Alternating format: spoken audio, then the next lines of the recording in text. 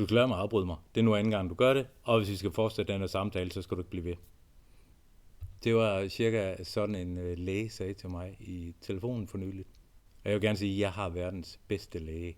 Og det var en ferieafløser. Og jeg var rimelig udfordret. Min ADHD og tålmodigheden der var udfordret, og min autist, som havde været ret grundig med at forberede mig inden samtalen, var også udfordret, fordi den blev ignoreret konstant. Og jeg kunne kende det her fra forløb, jeg har haft for måske 20 år siden. Den her tone, hvor en person overhovedet ikke hører andet, end det vedkommende selv vil høre. Og derfor tænkte jeg, at jeg vil egentlig prøve at se, om jeg ikke kan spare dig for lidt tid, hvis du er neurodivergent og nogle gange løber ind i nogle af de her ting. Lad os lige først gå tilbage til samtalen. Jeg svarede ham, at jeg afbrød ham, fordi han talte ned til mig, og fordi han egentlig kun var interesseret i at høre sig selv tale og gengav noget, jeg ikke havde sagt. Og at jeg helt ærligt havde tænkt mig at fortsætte med at afbryde ham, indtil han begyndte at lytte efter. Så jeg behøver nok ikke at fortælle dig, at vi ikke var de bedste venner under den her første telefonsamtale. Jeg havde en del smerter, og jeg havde været til læge 4 dage inden, fordi det føltes forkert. Mere alvorligt end bare at have en irriteret mave, som du sikkert, hvis du er autist selv, kender til. Vi talte lidt sammen der 4 dage inden, og lægen sagde, at det var sgu nok bare forstoppelse. Og sagde, lad os satse på det, og jeg tager noget magnesia og alle de sædvanlige ting, jeg kan gøre for at komme videre. Men 4 dage senere, så var smerten altså ikke aftaget, og den var faktisk blevet værre. Og eftersom jeg havde fået at vide, at den ganske sikkert ville blive mindre i løbet af et par dage, så kunne jeg jo godt se, at der var noget galt. Og jeg endte så på grund af ferie med den her afløser i telefonen. Og han insisterede fortsat på, at jeg jo havde forstoppelse. Og det jeg prøvede at trænge igennem med er, at jeg i 20 år har prøvet det her med at have en irriteret mave og et system, der lukker ned som autist, og at jeg godt vidste, hvordan forstoppelse føltes, og at det var sådan en mere skarp smerte i højre side, lige under der, hvor ribbenene er placeret. Og jeg ved jo godt, at nyrer og lever og sådan nogle ting, må man godt lige holde øje med, at det kan være ret alvorligt. Så jeg vil egentlig gerne ind og lige have en hurtig blodprøve, lige teste, at der ikke var nogen infektion eller andet her. Og han sad ret meget fast i den her, at det var jo en forstoppelse, men jeg kunne få en tid 20 minutter senere, hvor jeg så må sige til ham, at den har jeg ikke mulighed for at tage. Jeg sidder 40 minutter fra dig i bil, og jeg skal også parkere og nå hen til dig, så det har jeg altså ikke mulighed for. Og det, der fik mig til at afbryde ham her, var, at frem for at finde en løsning på det her, så fik jeg at vide, at jeg burde jo nok overveje, om jeg ikke skulle have en læge tættere på mig selv.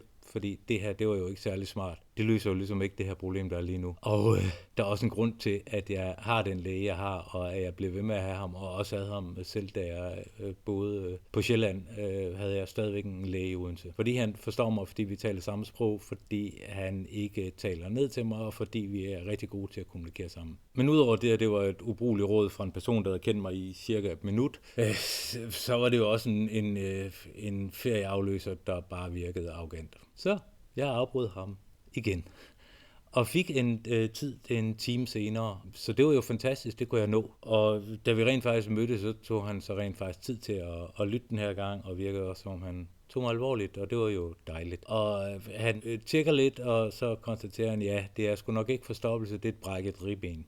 Så hvis jeg ser lidt anstrengt ud i dag, så er det, fordi det jo stadigvæk gør ondt og er lidt irriterende at rende rundt med. Det er egentlig derfor, at jeg tænkte, nu vil jeg lige lave den her video, fordi der er også nogle andre ting ved det her med kommunikation og fagpersoner og imellem neurodivergente, som jeg egentlig synes er ret vigtigt at bide mærke i. Især hvis du ikke vil løbe rundt i ring og tænke, hvorfor pokker er der ikke nogen, der lytter til mig? Jeg har eksempelvis den læge, jeg har nu, fordi jeg faktisk skiftede læge 6 gange. Jeg havde vanvittigt ondt i ryggen og kunne ikke finde ud af, hvad det skyldtes nu. Senere ved jeg jo også, at noget af det er det her med fordøjelsen osv. Men jeg havde også fået et pludselig ja, da jeg greb en, vi var ude og stå boligskøjter, og vedkommende væltede, og jeg greb hende, og så sagde det knæk i ryggen. Og jeg måtte igennem et hav forskellige læger, der mente, at det var noget pjat. I bund og grund, hvor jeg også måtte sige, at jeg ved godt, hvad smerte er, og det her, det er ikke en ømhed, det er en smerte. Og til sidst kom jeg til en læge, som i løbet af 2 minutter kiggede på mig, og så siger hun, Du har da en diskusprolaps, hva'? Så siger jeg, ja, det har jeg prøvet at sige i 2 år nu, og der er ikke nogen, der vil sende mig til en scanning. Så siger hun, jamen, altså, jeg har en selv i L4, og du går på nøjagtig samme måde som mig. Og det havde jeg så også. Jeg havde 3 stykker, og det var L4, L5 og et eller andet sted. Så den var jo god nok, og det er det, der bringer mig til, at jeg gerne vil spare dig for noget her, fordi en ting, jeg ikke var klar over dengang, da jeg for 7 år siden fik min første diagnose, det var det her med, at vi har en smerteskala, og den har du sikkert også hørt eller blevet spurgt til, hvor du skal sige, hvor meget din smerte er fra 1 til 10. Og vi er ret grundige, og vi er ret realistiske i måden, vi ser os selv på. Og vi bruger rent faktisk hele den her skala, fordi der er en grund til, at den starter ved 1 og slutter ved 10. Så for os, så 6, det er at have smerte. 5, det er jo, det går fint nok. 7, så er vi jo højst sandsynligt, så har vi ret mange smerter. 8, så er det næsten ikke til at være i. 9, så tænker vi, nu dør vi lige om lidt, og 10, så er vi nok døde. Problemet er, at normale mennesker bruger den her skala på en anden måde. De bruger generelt fra 7 til 10. Og det gør det, fordi de har også lært, at jeg vil lige vil sige overdrivelse frem og forståelse, men det de egentlig kommunikerer er, at de vil gerne have noget hjælp.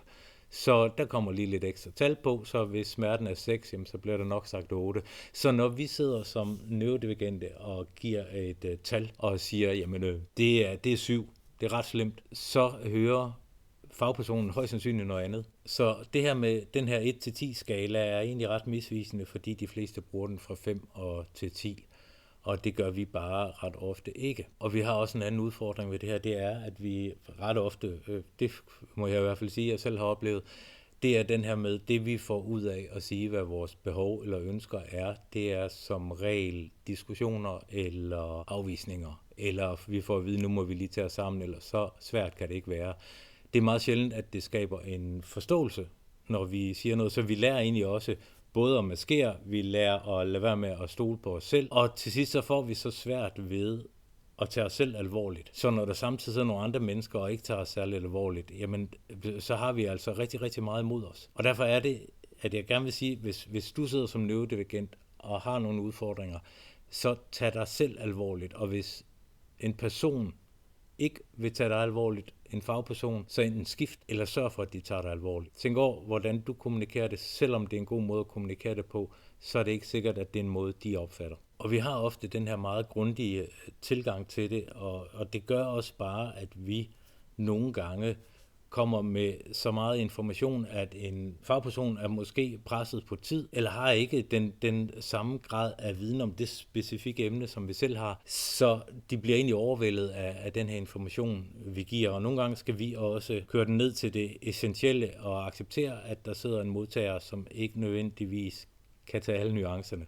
Jeg talte med en psykolog på et tidspunkt, som siger, at han hadede virkelig YouTuber og TikToker. Fordi når de kom med råd, så kunne de sige, du er træt, så skal du gøre den her ene ting, det er mere magnesium B12. Og han sagde, jamen du kan lyde rigtig, rigtig sikker, hvis du bare begrænser det, du siger. Han ville selv gå ind, hvis der kom en klient ind til ham og sagde, jeg er godt nok træt, så vil han kigge på nogle af de underliggende ting. Han ville selvfølgelig på et tidspunkt kigge på, jamen sidder der nogle traumer her, er der noget stress, er der nogle uforløste detaljer i livet for vedkommende her. Så han ville måske komme til at lyde usikker, fordi han vil sige, nu kigger vi lige på det her, og er der ingen resultater her, så kigger vi på det her, og så kigger vi på det her. Og han sagde, jamen det er jo for at skære de forskellige lag af, indtil jeg kommer til noget, hvor jeg måske også kan sige, jamen du har bare brug for magnesium og B12. Og det er jo også lidt den, vi selv gør her, og det er egentlig også derfor, at jeg nogle gange kan på kanalen her modsige mig selv, eller lyde som om, at